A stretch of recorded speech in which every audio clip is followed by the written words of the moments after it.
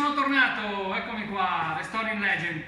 Allora, questa la riconoscete? Dai, non dite che non la riconoscete. È Ravensburger.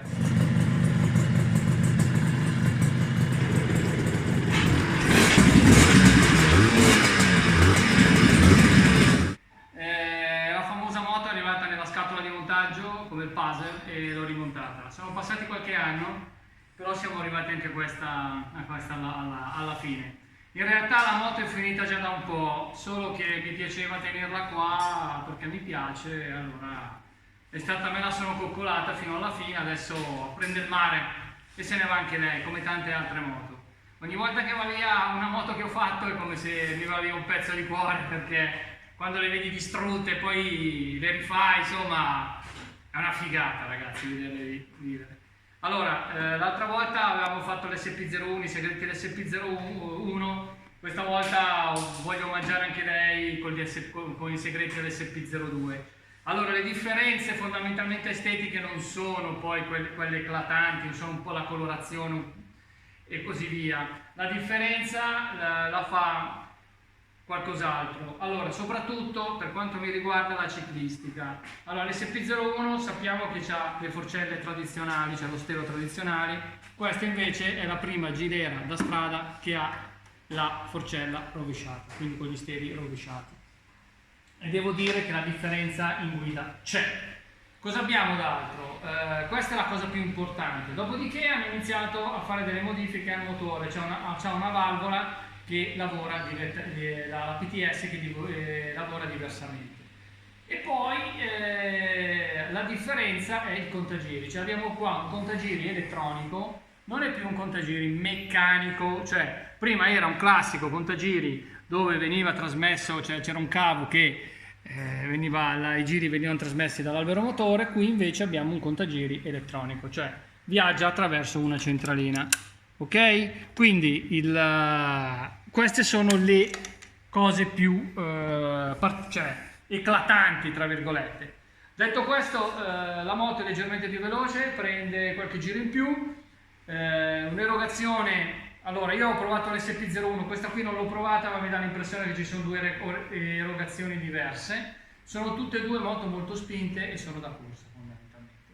Io che non sono altissimo, sono circa 1,80, andare in giro con questa moto qui faccio molta fatica, soprattutto perché parliamoci chiaro, non ho più l'età di un ragazzino di 16 anni e quindi, però devo dire che quando inizia a tirare inizia a divertirmi, cioè, come dice qualcuno, si spegne il cervello e inizia a tirare come un disperato. Ora, queste non voglio divulgarvi più di tanto perché effettivamente non c'è molto da dire in più rispetto all'SP01. Sappiamo che l'SP01 è iconica soprattutto per la colorazione che riprendeva la famosa Suzuki della Pepsi Cola. Questa invece è una colorazione completamente diversa, però devo dire che è bella, veramente bella. Ci ho lavorato tanto, sono riuscito a tirarne fuori qualcosa, vediamo adesso se parte perché è un po' che ferma.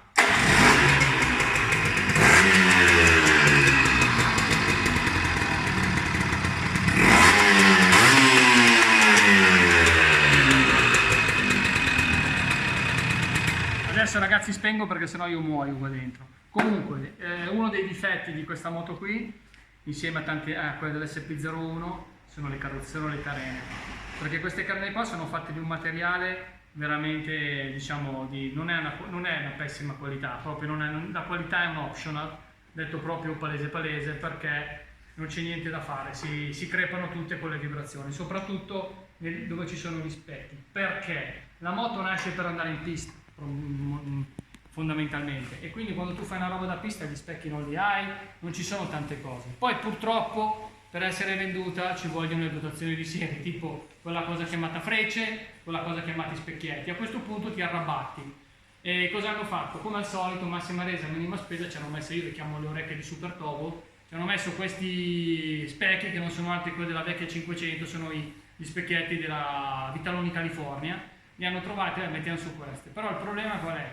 Che questi qua sono belli pesanti e anche nonostante siano attaccati a un telaietto spaccano l'alettone, cioè spaccano la parte in fondo qua. Questi qua si spaccano tutti, si crepano subito. La prima cosa che si spacca sono i supporti. Per chi vuole, adesso esiste anche la versione con le carene in vetroresina.